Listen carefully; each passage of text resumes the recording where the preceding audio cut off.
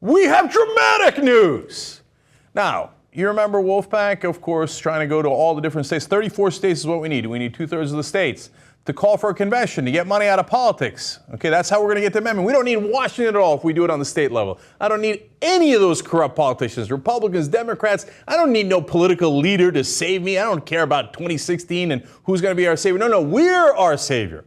So, of course, we were told all along it was impossible. Then all of a sudden we put up Vermont on the board, which literally someone told us that was involved in Vermont politics was, quote, impossible, right?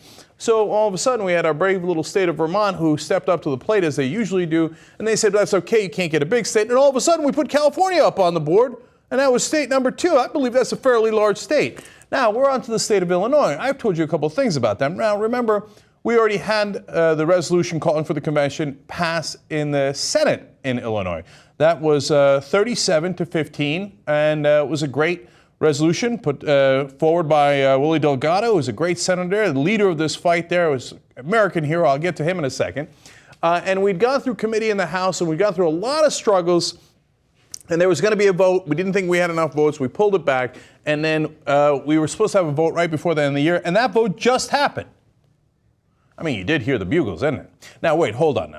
The problem with this, Illinois is that in their Congress, in their legislature, you need 2/3 to get a vote like this. I'm sorry, 3/5 to get a vote like this. So 60%. Now that's, as you know from national politics, 60% is a really, really hard number to get, and the minority can block a lot of things. So in this case, you need 71 votes in Illinois' House, right? There's only 71 Democrats. Every one of them has to show up, every one of them has to agree, and every one of them has to vote yes. And then we'd like a Republican for a cushion, right? That would be terrific, and we'd reach out to a lot of Republicans. So did we get it? Boom, 72-40. By the skin of our teeth. But guess what?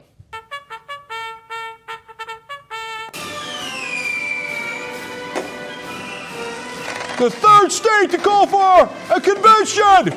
Here comes the great state of Illinois! We're going to Vermont. We're going to California. We're going to Illinois. Oh, wear me out, man. Let me say all 34 states on one show. Look at that map. I remember when that map didn't have any shining states. Now we have 3 that are on the board. Let me tell you about the American heroes in this fight. First of all, the legislators. Okay, they're the ones who voted for it. In essence, we're calling these guys our new founding fathers because they are rescuing our democracy by getting money out of politics. Delgado in the Senate was unbelievable. Our state leader talked to him. He actually listened to him. This is what democracy is supposed to be like. And he said, you know what, you make a good point. I'll go ahead and introduce that resolution. Who says that on the national level? Who hears out a constituent? Isn't that amazing? He was an absolute fighter and a hero and a champion for that. Now, Representative Linda Chapa-Lavia was also fantastic in this fight. Of course, she led it and introduced it in the House. The Speaker of the House, Representative Michael Madigan, was a critical figure. Now, he is actually the longest serving Speaker of any legislature in any state. And now that guy keeps his word. And that is very important. And he's one of the 21st century founding fathers as well. Also in the House, House Majority Leader Barbara Curry, Representative Robert Martwick, we'll hear from him in a second. Then Representative Robert Pritchard, Assistant Majority Leader Representative Art Turner Jr., Representative LaShawn Ford, the Judiciary Committee Chair Elaine Nekritz, and then the 45 representatives who co-sponsored SJR 42. This is how we do it, man. In every state, you got to get brave, heroic legislators who actually care about the citizens, who care about their constituents, who hear them out. They got call after call. What do you think we were doing? Okay, I mean, we have been attacking the whole time. And so whether it's people who are on our side, we enthusiastically support, whether people who need to be convinced, we convince, people who are against us, well, everybody remembers Valancourt up in New Hampshire. You're going to have to remember him because he's no longer in office, right? So we do the whole range of activities here, and we unleash the Wolfpack in Illinois. That's where they got the famous nickname, the Mountain Army. When one of the people working at a legislator office said, "Who is this Mountain Army you have?" Another person in the legislator's office said, I don't know how I'm getting all of my constituents calling me. I've never seen this kind of calls, right? By the way, when we started in Illinois, a lobbyist, this is literally true, a lobbyist came up to one of our workers, one of our volunteers, and said to him, oh, you're going to try to get this, with all this entrenched politicians in Illinois and the way things are done, you're going to come in and bring in a new resolution that's going to call for a convention to get an amendment to get money out of politics? He literally laughed in our face. Who's laughing now? Illinois is on the board. All right, now, let me go to those legislators who do such an amazing job here. We're going to start with Representative Curry that I told you about. Initially, she was a little reluctant, but she's going to explain here why she switched over and decided to support it. So any effort to overturn Citizens United is one that I feel I must support.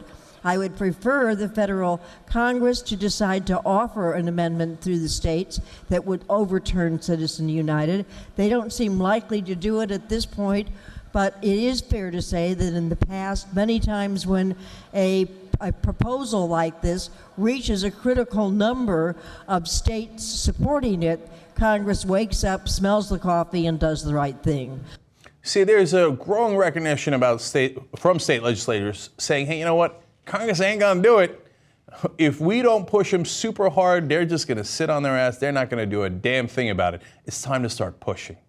So now we go to Representative Chapa-Lavilla, who, again, was heroic in shepherding this process through the House. Let's go to her. There exists over 700 state applications on a variety of issues, including those from 49 states previously passing resolutions and 45 states with current applications. Only conventions called on the same issues are counted together, which is how we know that the convention scope will be limited to a single issue once convened. There have been over 233 state conventions to amend and adopt state constitutions with zero runaway conventions, which is just a conspiracy theory promoted by certain society.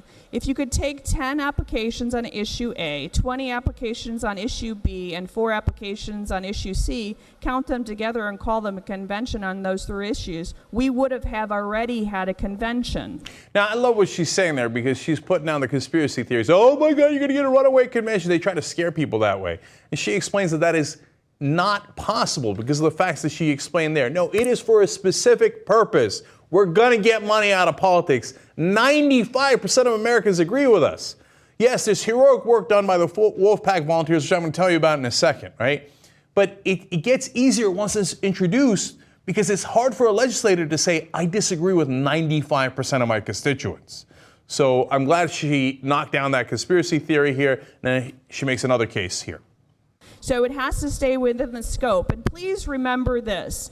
With the undoing of Citizens United, today, as we sit here, anybody from around the world could take a Lila Chapa-Lavilla or Joe Sosnowski or anybody and give you $2 billion and run you for President of the United States, and we wouldn't be able to do anything about it. Our politics and policy in this country is not for sale.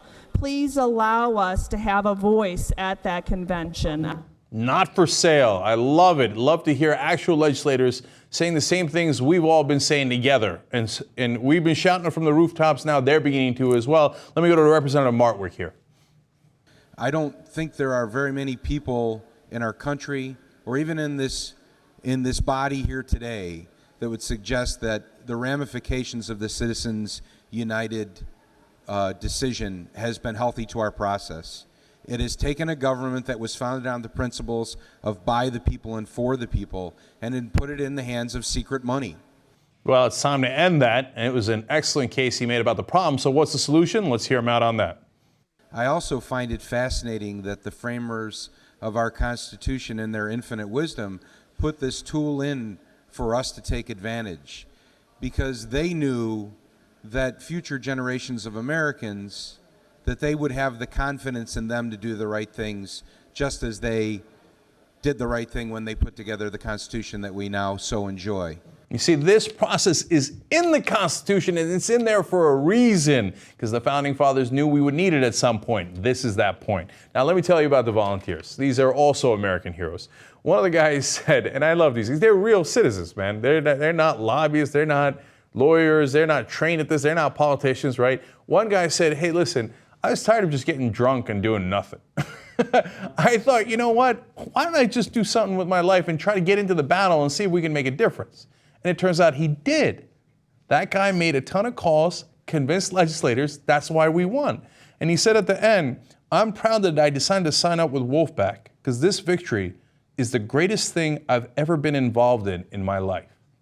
And that's what you have to understand. A lot of people think, oh, it's hard work. Yeah, it is, no question. But when you win, nothing feels better. When we sent that Wolf Team 6 up to New Hampshire to go get Valancourt, when we went there, sent them there to support our guys in Vermont and New Hampshire and we won, oh, that felt good. When you get legislators to change their mind, that feels phenomenal. When you finally get the victory, you feel like you're part of change because you are. You don't need a magical man, whether it's Obama or anyone else. You can put your own walking boots on and make a difference. So along those lines, let me give you these volunteers. Our state leader in Illinois is Richard Diesel Lake, and he's also our membership outreach coordinator, and no one works harder. He's the guy that in the beginning, he's like, well, if it's just me, it's just me. I'm gonna pick up the phone and I'm gonna start making phone calls. And he went down the list and called all of the senators in Illinois. And he's the one who got to Delgado and started talking to Delgado. And he convinced Delgado, and Delgado said, hey, Diesel, you're right, let me introduce it. But that could be you. Diesel isn't some sort of political wonk or lobbyist or anything. He's just a guy who wanted to make a difference. He convinces a state senator, and off we go. And you know what happened? He gets a little bit of success. More people join in. They start making calls. They get some success. We pass it in the Senate. More people join in. And now all of a sudden, Diesel's got a mountain army. Okay? And these are the guys who did an unbelievable job in Illinois. Here they are, the organizers. Susan Reed Singer. Derek Doc Daniels. He's also our bannerman in Chicago for TYT. I like their nicknames, right? You know me, I love that. Kit Cabello, and then Murray the Merciless Bowie. Matt Cotton, Vince Wordslayer Wallace, Sean Kimbrough, and W.L. Fort. Now here are the volunteers. Jerry Ryberg, Jamal Lawson, Kira Elliott, Tara Tanon, Maurice Randall, Osamudayan Okundaye, a.k.a. Double O. Jenny Wang, who is our TYT ambassador, also lives in Illinois, and she joined in the calls. Elizabeth Lindquist, Andrew Sigmund, Peter Wolfrider Cremidius. I think I said your last name wrong, but it sounds badass either way. All right, Allison Kruger, Stephanie Adams, Roger Hanson, Deborah Daniels, Kara Daniels, Ronnie Blood Oath Sandick. This is your mountain army. Wait a minute, what is this? What is that last name on there? Cenk Uygur. And the entire mountain army. Why am I on the list? Because I decided that I was going to get in. We were so close. We had 67 votes that we knew for sure we were going to get, but we need 71. So the entire Wolfpack team from all across the country joined in on the calls, and so did I. And I got to tell you, the first time I started doing the calls, I got nervous. Isn't that funny? Because so it's perfectly normal. Everybody gets a little nervous. Like, I'm about to call people and in their house. I'm coming to their house. But once you make a couple of calls, you're like, oh, okay, that wasn't so bad. And here's a citizen talking to another citizen. And one of the people I talked to, she's like, oh, that makes a lot of sense. I'm going to support you. I put the phone down and I was like,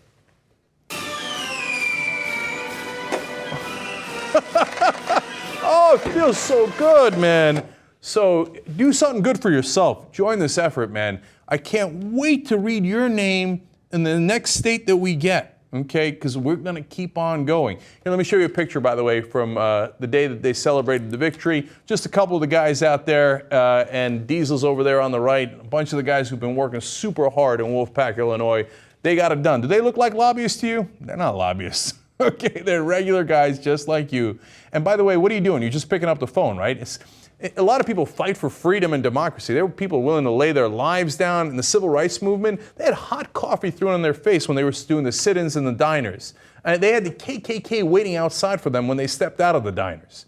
Okay, well, you can't make a couple of phone calls? Wolf-pack.com, man. Let them know we're coming. Wolf-pack.com. I'm going to tell you how you're going to get involved in Wolfpack attacks in 1 second, but I want to give you the honorable mentions as well. Larry Lessig, professor at Harvard Law School, who is the godfather of the movement, said, oh, you need me to stop everything I'm doing, go and testify in Illinois? Done. Came in, testified, left 3 hours later, spent a considerable amount of time, money, resources to make sure that he stood up and he talked to the legislators and got it done. Esther, the godmother Lake, that's Diesel's mom. If people needed food and shelter, they go to the godmother and she would take care of them. Man, look, you got an army. Somebody's got to feed them, right? And we got to stick together. So they literally would go to Diesel's house and his mom would cook for him. And then we had Maryland Senator Jamie Raskin, who is a great fighter all across the country for this. And he called one of the legislators. He said, oh, you need help in Illinois? I know that guy. I can make that call. How great is that? He calls the legislator. He says, you gotta see it our way here. He explains the case. The guy says, you're right. Democracy! Democracy! It feels fantastic. And then Jenny Franklin was a really important legislative aide to Representative Chapa-Livia, and those are the people who get things done, and she helped to make this happen. And finally, I want to tell you how you can get involved.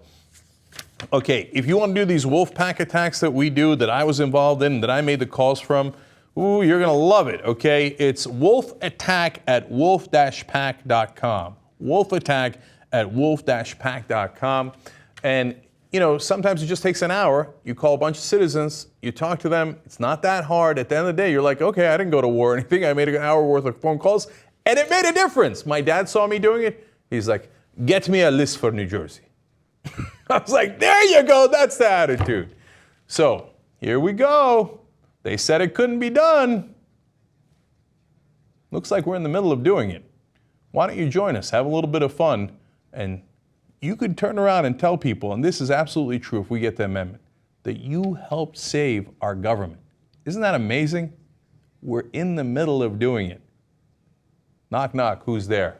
wolf-pack.com.